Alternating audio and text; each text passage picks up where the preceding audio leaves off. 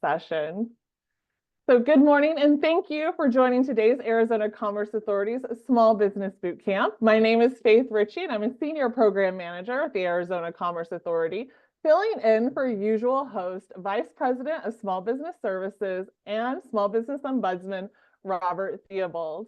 Now, if you are new to the boot camp, we like to acknowledge that the boot camp is a statewide initiative that is supported by our robust network of community partners, and without them, their effort, energy, and expertise, we would not be able to provide the content that we do on a weekly basis. And so we are always so thankful to give acknowledgement and praise to our partners for their support and contribution. Now, the Small Business Bootcamp program assists small businesses prepare for success, plan for the future, and grow a thriving business. We do this through our weekly webinar series and boot camps and workshops that we do share here on our weekly sessions. In addition to our weekly live sessions, we also have those recordings as part of our content library. The content library is a collection of more than 300 recorded webinar sessions and workshops covering many different topics, strategies, and tools to assist entrepreneurs and businesses succeed. Additionally, the ACA has other services and resources available to assist entrepreneurs throughout the state. So whether you are looking to grow, start, or scale, there may be additional resources available for you. For information regarding these programs, please visit Arizona Commerce Authority's webpage. Now, speaking of start, operate, and grow, the Arizona Commerce Authority also hosts the Small Business Checklist, which is an online and interactive guide to help answer all of those commonly requested licensing and permitting questions for local, state, and federal levels.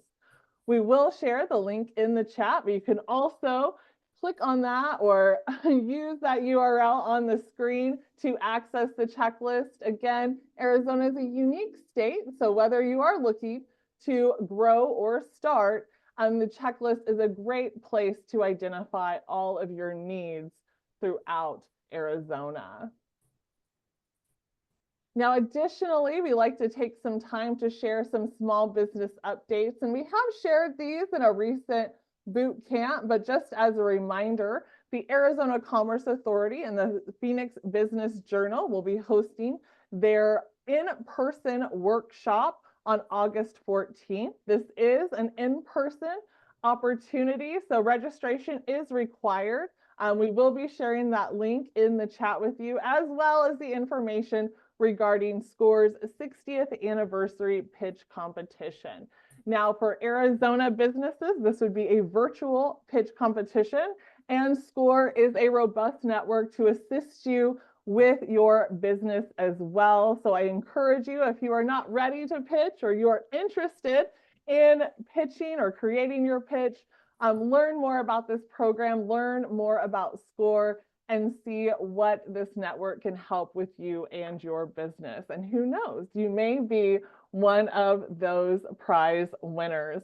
Again, we'll share that information in the chat with you. But let's look ahead to some of our upcoming August sessions. We continue to move forward throughout the year. I can't believe we're already at the end of July. But looking into our August sessions, we have some leadership and project management, mastering that video marketing with Taylor Wellman, who will be returning with us on August 13th. And then on August 20th, we are doing a special session for the boot camp with an interactive Q&A for digital marketing. So if you have digital marketing questions that you are wanting to ask an expert, this is a great and interactive session for you to join. Now let's get to why we are here today. Joining us, we welcome Bob Justice, Data Security Advisor from IBM Security, to discuss how we can empower yourself and your own cybersecurity excellence. So Bob, thank you so much for joining us today. I'm going to go ahead and stop sharing my screen and turn the time over to you. Now, as Bob is preparing his presentation to share, I encourage you, if you do have questions, please ask those in the Q&A located at the bottom of your screen, and we'll leave the chat for some general interaction.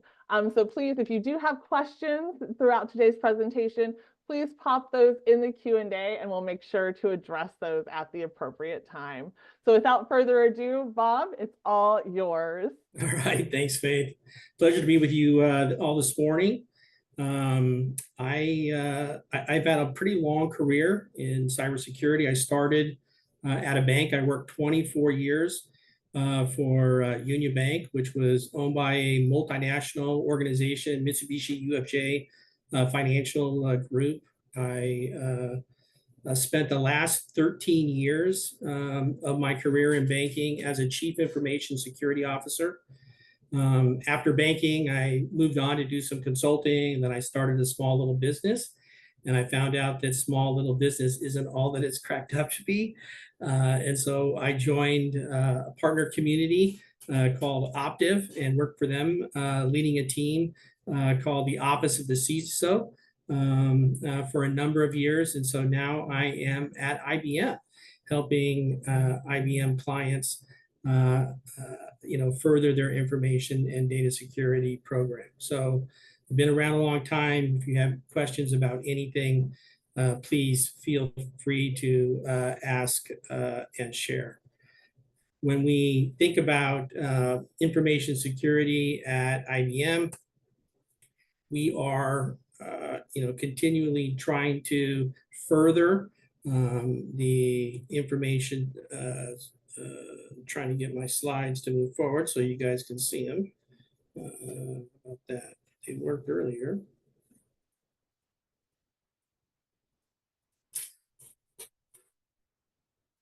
When IBM is thinking about information security, we're always thinking about the future. And when we see the future, we see that artificial intelligence is going to be a key to most organizations in furthering their business missions. And artificial intelligence, has a number of different components. The key is in the models, in the large language learning models, in the business purpose models. And there's going to be an increasing amount of threats and risks and vulnerabilities associated with AI models as the businesses adopt platforms and technologies to help them, further their mission. So at IBM, we are building technologies to help organizations identify and evaluate the models that are currently in use. A lot of times the applications will come and you have no idea what modules they're including in it, or if they change over time. And so it's an important, business intelligence aspect to understand how the business is being operated, whether it's third-party software or your own software. The next area that we are, looking for is this idea of, is the applications, are they quantum safe? So quantum computing is the new age of processing. IBM has delivered quantum computers to universities. So there's research that's going on now. And when we think of ciphers and encryption and the way to protect sort of systems and passwords, if you have a quantum computer and you're not using strong ciphers, we're able to, break those ciphers and get at the underlying, information within, minutes and hours, as opposed to 100 years or 1,000 years, the way that the current ciphers are set today. And then this idea of how also can we help organizations and people understand cybersecurity, because there's so much to know. So IBM is developing a technology, Gen AI, for cybersecurity, which basically is putting all of cybersecurity information in a single place so that we can empower the employees to, do the best, to do the best job that they can. There's so much to know nowadays. So I just wanted to, kind of give you a little flavor of what we're doing, where we're going in cybersecurity, and what we should be looking for in the next, year or two. And before we get into sort of like what we have going on now, any questions?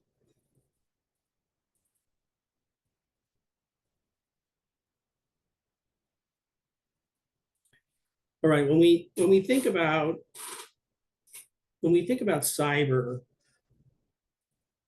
there's really a lot of information that we have to bring into how we make decisions. And we like to think of them as macro influencers or forces. So there's sort of three internal macro influencers or forces and three external macro influencers or forces.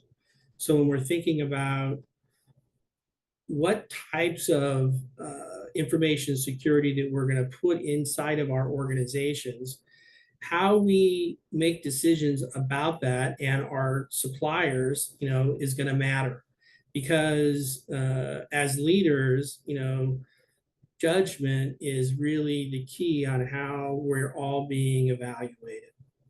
And so if you are, thinking about hiring somebody, or if you're thinking about having a third party help you, with things, these are the macro influencers that should help you vet and think about security inside your organization.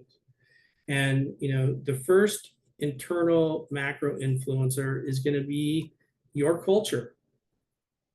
Every organization is different. And some things will fly in, one organization, and it's a non-starter in somebody else's organization. There's the language that you use, there's internal politics, there's how you spend money, how you do budgeting, who has the ability to override things. And so if you're a leader in information security, then you have to understand the culture of the organization that you are responsible for. And then if you are a leader in the overall organization, you help set the culture. And so, security starts from the top.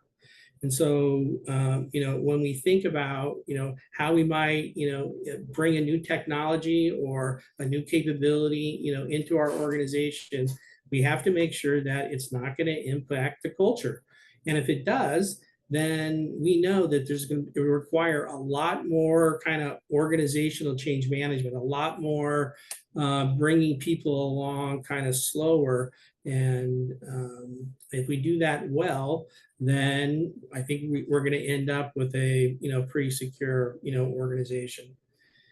The second internal macro influencer is going to be, how do you guys make money? What is the business that you're in?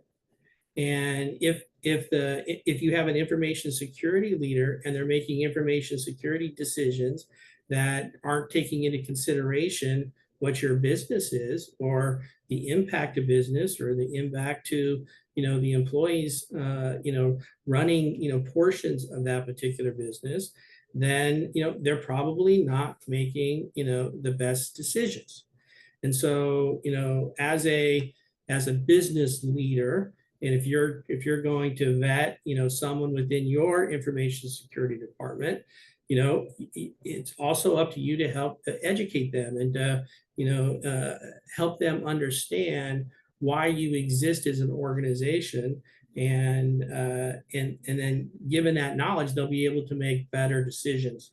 The same is true if you have third parties that are helping you.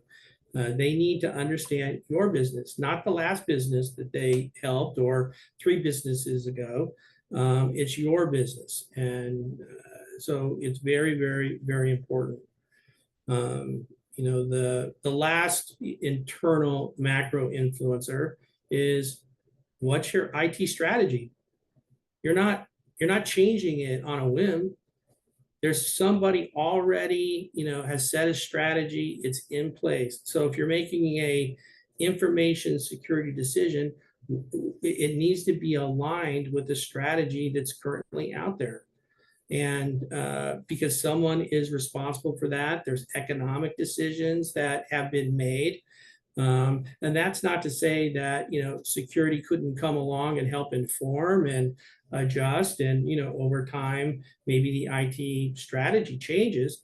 But first, the security decisions that are being made inside of an organization need to align with the IT strategy, because the IT strategy is in line with the business delivery approach. And the business delivery approach, has people that are operating it that are in line with your culture. And so as we think about, making sort of choices and decisions around information security, this is the way, we can sort of, think about our internal, these internal macro influencers. These aren't all of them, and there's nuances in between them. And, we a lot of, different words that we can use. But in general, these are the way that if we take into consideration these things, we're going to be making great decisions. Then externally, we have macro influencers. The external macro influencers or forces are things that we have no control over, but we have to be reactive to. These are things that come at us. And as an organization, if we're not effectively dealing with them, then we may not exist as an organization. And so the first sort of macro influencer is going to be geopolitical. Now, for small businesses, sometimes you're only operating in, a small, small geography, but you may have suppliers that operate, in a global scenario. And those suppliers may have, disruptions, and they may have unique threats and unique things that are happening to that particular supply chain. So as we're thinking about, who we interact with and who we do business with and how we run our organizations, at some level, right, at a high level, these macro kind of influencers, we also need to consider, sort of this, geopolitical nature of how we're doing things. And most likely, we make, business decisions based upon those particular aspects. The second macro influencer is going to be laws and regulations. So what are the things that we have to do? And, laws and regulations are required, they change. Sometimes, we have a pretty big runway on how we can, change our organizations, to meet new requirements. And sometimes it's a very, very, very short runway.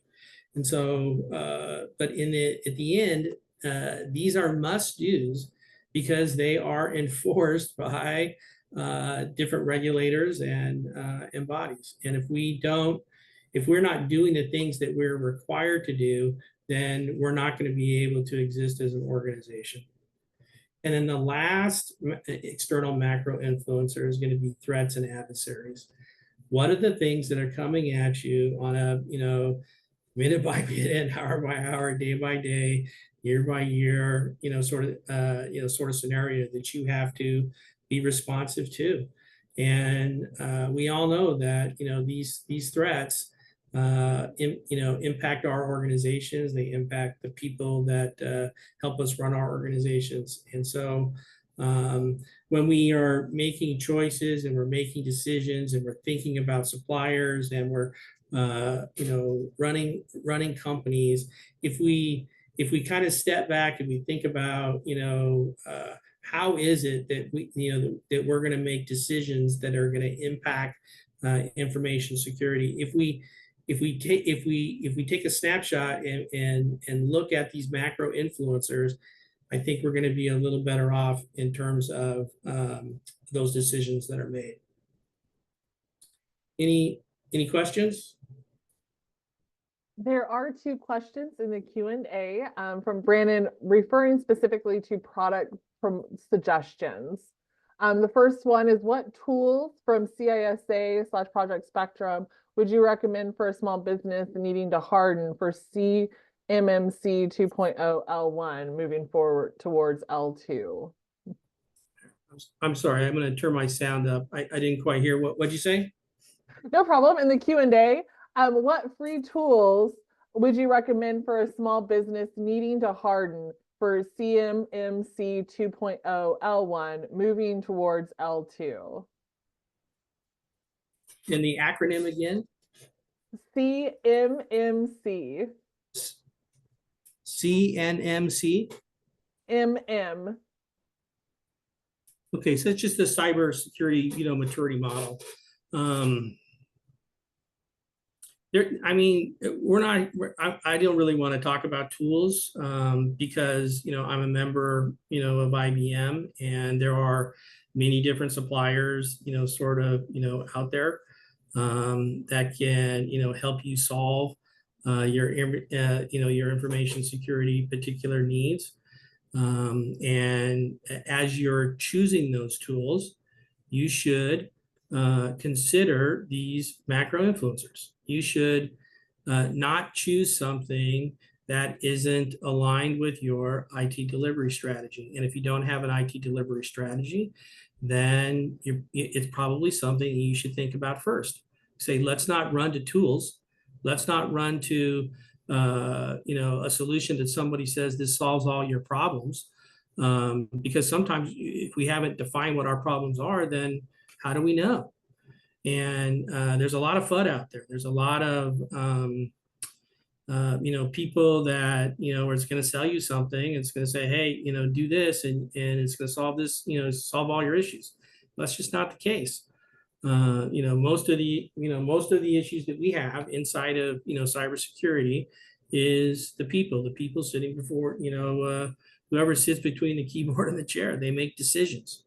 And, it's these decisions that end up impacting our organizations most often, not necessarily the technology that you choose to help mitigate risks. So.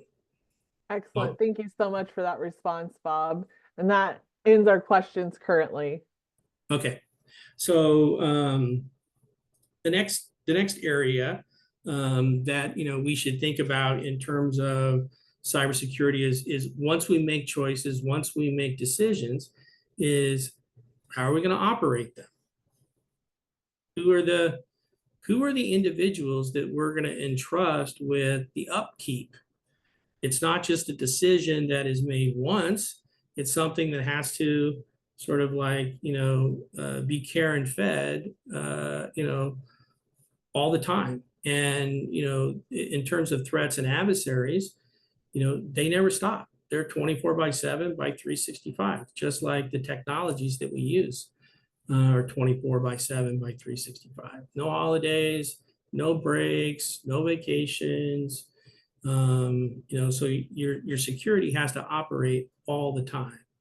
And if we're making good choices and we're not taking into consideration once we made that choice how we're going to operate it, how we're going to keep it going, then we're probably not doing the right thing for our organization. And you don't just have to do it with your own people. So most organizations think about some type of a sourcing strategy, especially around information security. Granted, you're going to solve so many problems with your own people, with your sort of FTE, but you're also going to solve problems with project-based work, or things that you get from the outside that have a beginning and an end, that have more of an outcome-based model. You can also help solve some problems with some type of a managed or co-managed service. Things that are required to be 24/7 across shifts, but there's no possible way that an organization can effectively staff or hire that many people. So you need to have some type of a sourcing strategy that has a managed or co-managed, sort of component to it. The next way is some type of a contract labor model, where, hey, it's not an FTE, we're not paying them all these benefits, but we're going to treat them like an employee. We can terminate the contract if there's a downturn and not have to let go of some of our people. And so contract labor is still a valid sort of area that you can use to help in your operation. And then the last is some type of a creative staffing model. Nowadays, it could be an internship program or a job share or extra training for somebody that is already inside the organization. You want to give them a broader career or more authority within the organization. It could even be gig labor, where you have a finite IT or orchestration or tasks that you need to do that you can give to somebody, and they'll just say, hey, I'm willing to spend $1,000 on this. Who wants to help solve my problem? Gig labor is a important aspect. But not just those individuals that are going to be operating the information security technology or capability. It's also who's going to be involved in interfacing with it. What other systems inside the company does it impact, right? So we saw last couple of weeks where a very strong information security technology company, CyberArk, or not CyberArk, CrowdStrike, had an issue with the way that it was reading memory in Microsoft's operating system and caused the systems to fail. Now, CrowdStrike is a system that runs in the cloud, that gets constant updates, maybe hourly, sometimes multiple times an hour. And so we're relying on third parties to help us protect our company. And there's still this ability for systems to go down, even though we are engaging in third parties to help mitigate and protect us from the risk. So there's always these components that we have to consider. Is it a bad decision to use CrowdStrike? No, it's not a bad decision to use CrowdStrike. Did CrowdStrike learn from this particular issue? Yes, I'm sure they learned from this issue. Should it have happened? No, it shouldn't have happened. It's not acceptable. And they're going to end up probably having to pay out lots of money, or at least make available for all the disruptions that they caused in the model. Was it Microsoft's problem? It wasn't Microsoft's problem. Microsoft has a kernel mode, and there are reasons why you want to make a call outside in order to evaluate different areas in computing. And CrowdStrike was authorized in this kernel mode to help protect the environment because it wants to protect it at a very low level. So these interfaces are very, very important for us to consider with the cybersecurity. So ask the question: if you have a third party, if you're getting a piece of technology, what are the other interfaces that is reliable? So you need to understand it.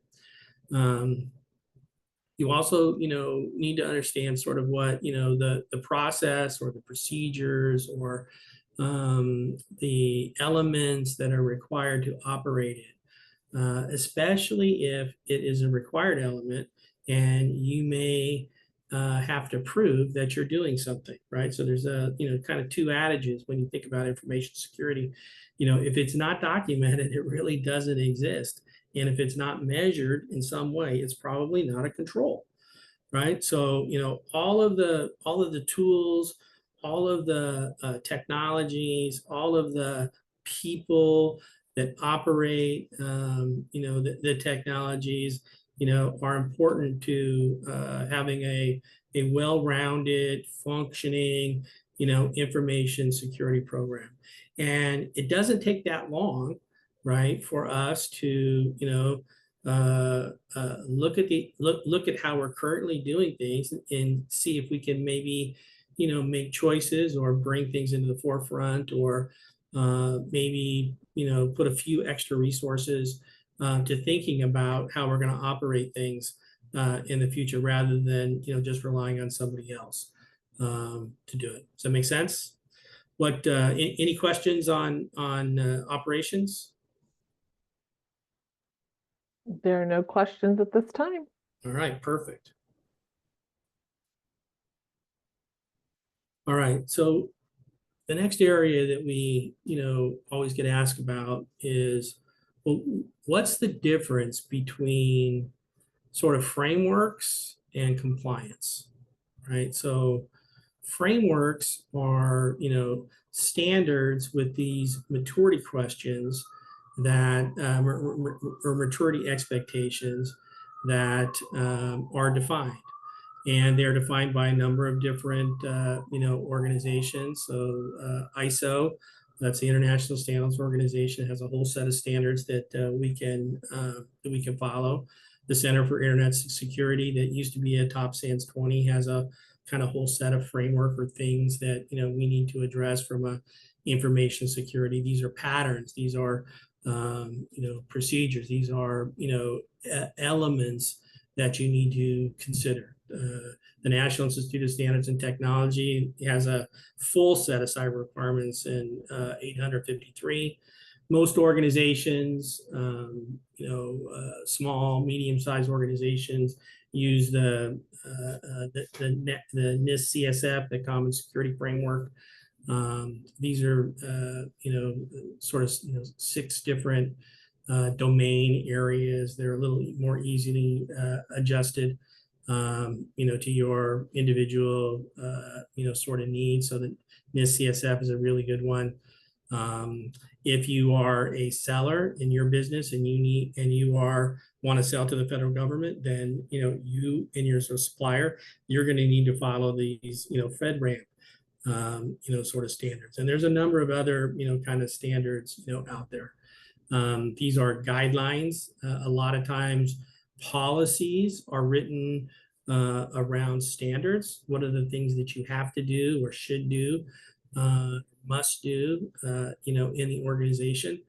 And, when we think about, how we implement those, there's basically, sort of, three types of controls, right? There's an administrative control, right? So that's a policy-based control that people understand that, they have to, act and do things in a certain way. There is a detective control.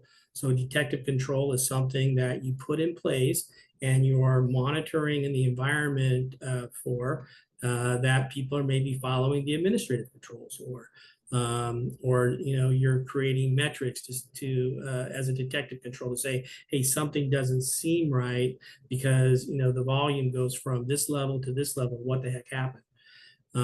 So you have these detective controls, and then the other sort of type of control that we have is a preventative control, right? So the things that we're actively doing in the environment that are allowing people to do and allowing systems to do only what they're required to do in order to sort of function. We're not giving too much extra permissions than necessary, right? So we have administrative controls, policies, we have detective controls, that's monitoring, and then we have preventative controls. And then obviously you have to monitor the preventative controls to make sure that they're still working inside the environment. So those are the standards of the frameworks. And that's different than the compliance requirements. So compliance requirements is requirement, period. It's a law. If you're not doing them, they won't let you function. And so those are the things like the PCI data security standards for you taking credit cards. A lot of small businesses, offload a lot of that to their third-party processors. But that doesn't, avoid you from this responsibility to make good choices and decisions on what you're doing with that, especially if you're bringing any recurring payments or recurring, keeping cards or doing things on that regard, right? Sarbanes-Oxley, if you're a publicly traded organization, or if you're not, if you are aspire to be, or if you're sometimes even a supplier to a publicly traded organization, they're going to ask you to do certain reporting elements that they're required to do. HIPAAs are all around, healthcare and information related to, your health records. GDPR is if you have any type of clients that are in the European Union, other countries, China has them, Japan has them. Most most of these other countries, they'll follow these GDPR sort of guidelines. So if you're doing that, then you're probably doing the right thing. The same thing with states' privacy guidelines. California was the first state to kind of do that. Most other states after that kind of modeled it after California. There's legislation that's being talked about for a long time at the federal level. Why should every state have its own? So that's sort of the difference between, compliance standards and frameworks. So any thoughts, any questions around that?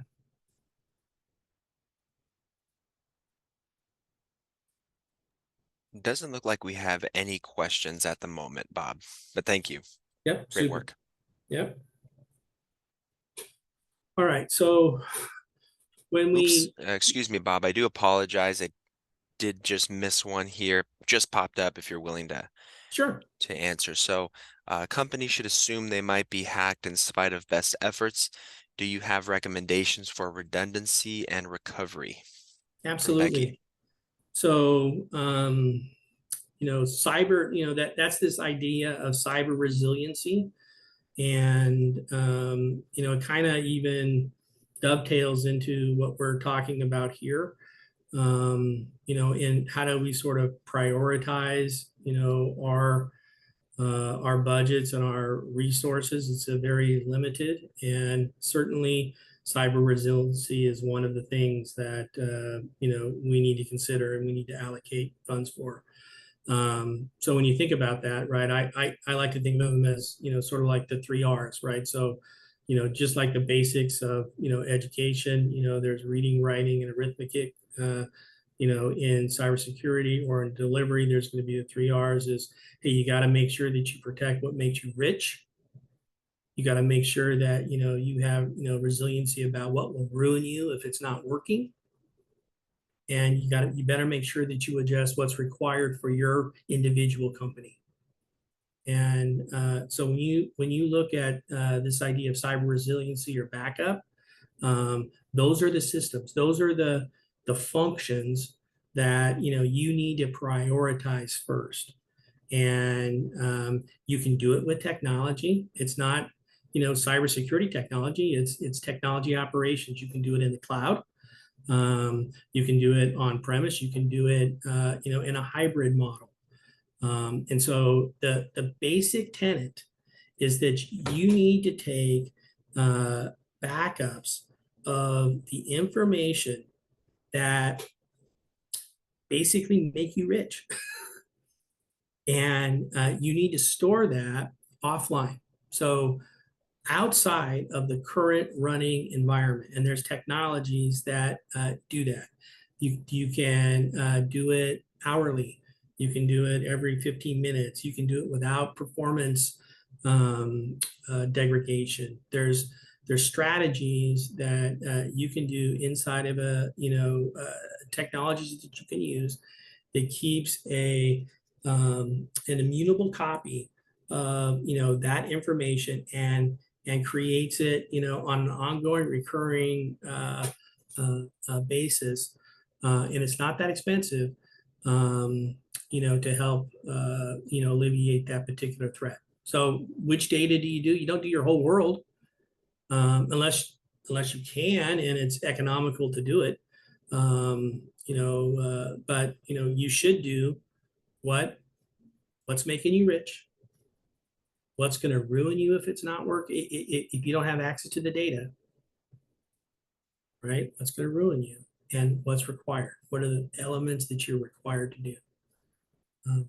So I hope that answers the question. You can do it on premise, you can do it in the cloud, you can do it in a hybrid world. When you talk to your partners, you can talk to IBM. IBM has a technology called IBM Safe Storage. It's also companies like Rubrik, organizations that use a single cloud provider. Your cloud provider should be able to give you that resiliency that you need. Also redundancy and compute. It's not about just backing up. You have to make sure that you can do the restore, and that you can do the restore in a timely manner, and that you can do the restore on a system that is not compromised. Hope that answers the question. Is there a follow-up on that? No follow-up, but we Okay. appreciate the answer, Bob. Thank you. Yeah. So a lot of organizations, especially large organizations, mid-sized organizations, not so much in terms of small business, but the first thing that you need to always prioritize is audit findings. Right. So just like, your books are being, audited by your external auditor, a lot of organizations have, an internal audit function. They're going to have a regulatory, body come in and do audits for them. And there may be also, organizations that whose external auditors have to do general controls reviews. And so, we have to always prioritize sort of what, these independent, third-party assessments are saying that we need to do. And, we should do them and report on them and, put effort and dollars and budgets, associated with them, especially if there's any type of, board oversight or, independent directors or, someone that has a fiduciary responsibility, to, safeguard your organization. At that level, the National Association of Corporate Directors also provides a cybersecurity guidance that helps the directors understand the roles that they play. And so, one of the roles is you can transfer some of the cybersecurity risk, through cyber insurance. Cyber insurance, premiums have definitely gone up in the last, sort of decade. Just like you, as an organization, have a general liability policy or directors and officers, sort of policy, your same insurance broker can help you, navigate getting a cyber insurance policy. Typically, what that process is going to be is you're going to fill out a questionnaire. The questionnaires I've seen go from like 2 pages, maybe 6-7 years ago to 10 pages of questions now. And when they're writing the cybersecurity, policies, your broker will take the answers to your questions and they'll, shop them to the underwriters. And then the underwriters will, create basically a bid or here's a proposal that we give you.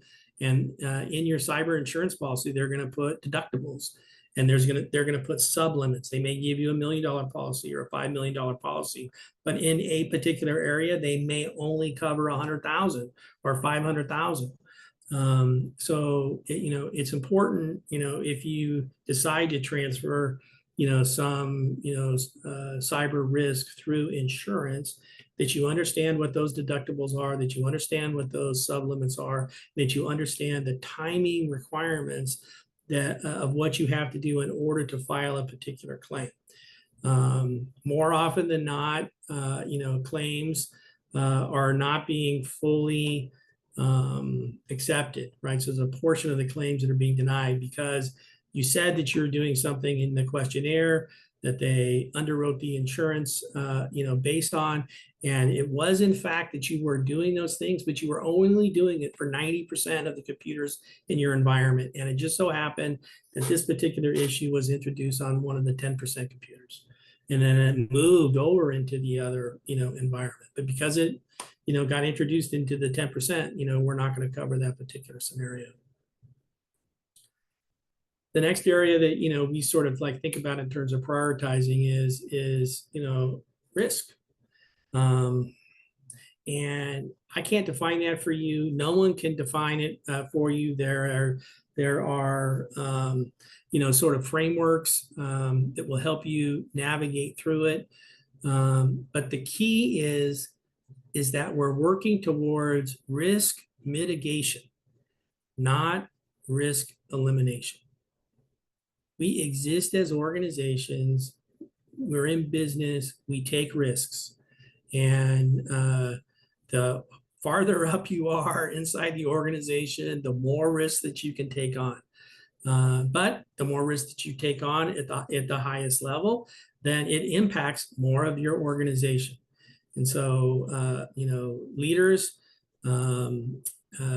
take those,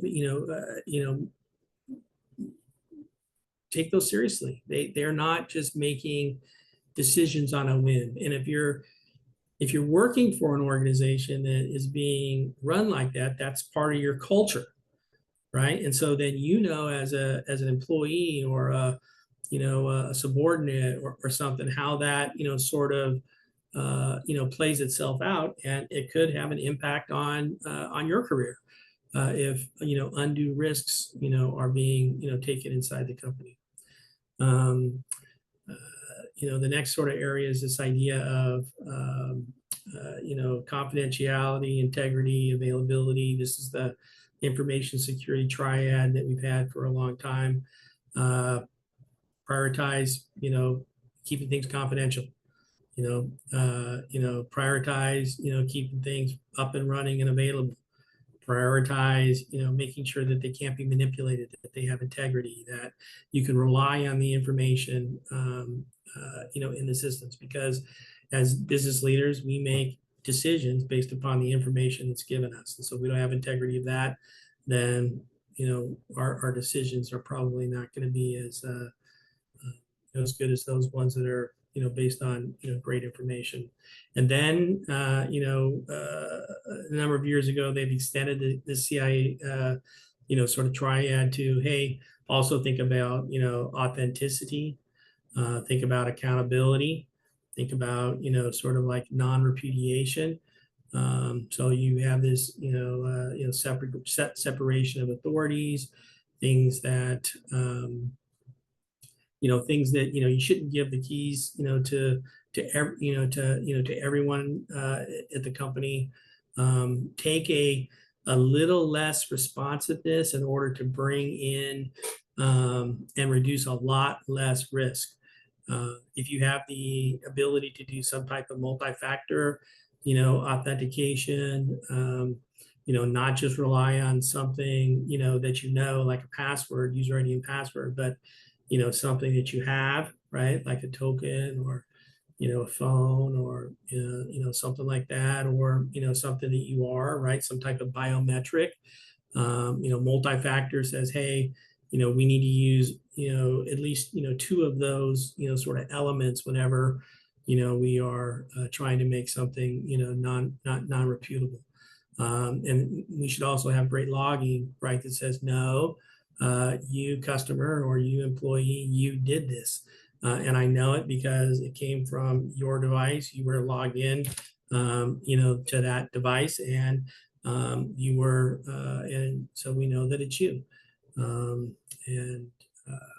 So it's, important, sort of aspect in prioritizing, around that.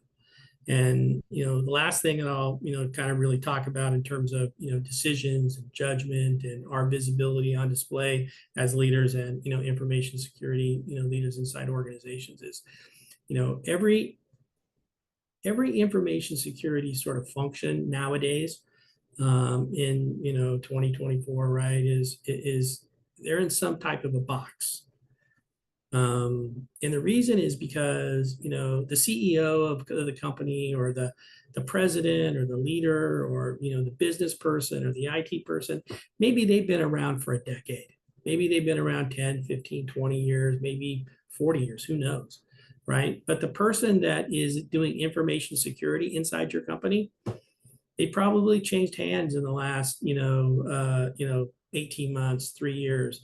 Maybe, that particular company is on its, third iterations or fourth iterations of information security, or a new outsourcing provider, whatever you're going to do. And so there's a history that is brought with, all of those other people, into your organization. And so the culture and, leadership and people are going to, say, oh, well, the information security job is this, right, in this box, because that's the way that it was defined for, Mary before you, and, Joe before her, and, et cetera, and et cetera.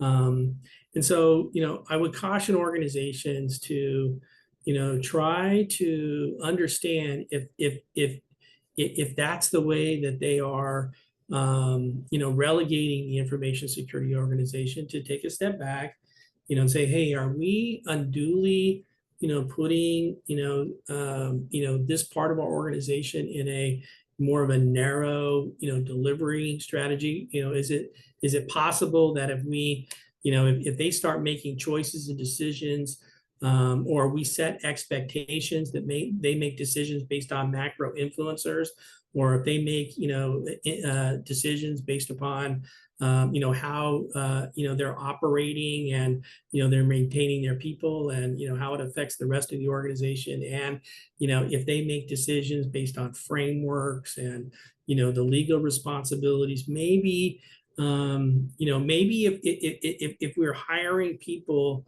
and they're able to demonstrate during, an interview process that they're not just, technology nerds, that they are really, really there to make the organization successful, then maybe, this box that we put them in, it can be, somewhat, expanded, or at least, understood in some certain way. Any questions on prioritization? Because in general, this is where judgment is visibly on display. You need money to prioritize things. Doesn't look like we have any questions at the moment, Bob. Okay, super. So the last thing that I wanted to leave you with just came out today is the 2024 cost of data breach. I wouldn't be, helping inform you about information security if I wasn't, give you, some sort of, information around this. So, here's the, the splatter diagram of the cost on the, from 3.8 up to 5.2 million, and the percentage of data breaches on how they were cost, right? So, you're down here about 12%, of data breaches are caused by, misconfigurations in the cloud. 6%, by systems errors. Another 6% by accidental loss of, stolen devices. 6% around physical security compromises. Only 6% on, known unpatched vulnerabilities. These should be a lot higher, right? Then you have, close to 11% on, 0-day vulnerabilities. Those things that, there's an exploit that, that happened, and, we have to patch after the fact. We have way up, at 16% stolen or compromised credentials. How do they do that? Through phishing, right? 15%. Social engineering is, back down to, 6%. We still have some, malicious, people inside our company, try to read them out all the time. And then we have business email compromise. These are, emails from actual legitimate accounts at our suppliers and, inside of our own company, people that we do business with. The email is actually coming from, their system, from their mailbox. It's just that it's not them sending it. That email has been compromised in some way. Happy to talk about, any of these vectors of initial attack, or really anything else that you find challenging within, information security for the remainder of the time that we have.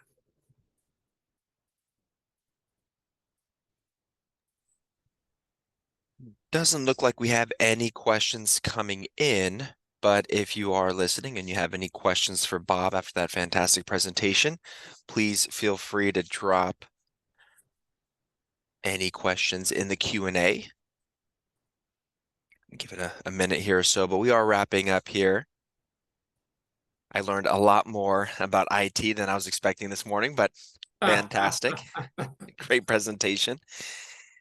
All right, looks like we have one question from Becky.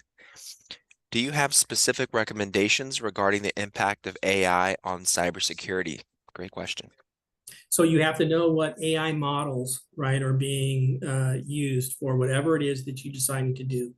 When we think about AI, basically it's just all about the outcome, right? So, we need to have an AI model that gives us the outcome that we need from a business perspective. It's going to help us, do it quicker. It's going to help us make a more informed decision. It's going to give us efficiencies. So cybersecurity needs to deal with what are the models that are being used.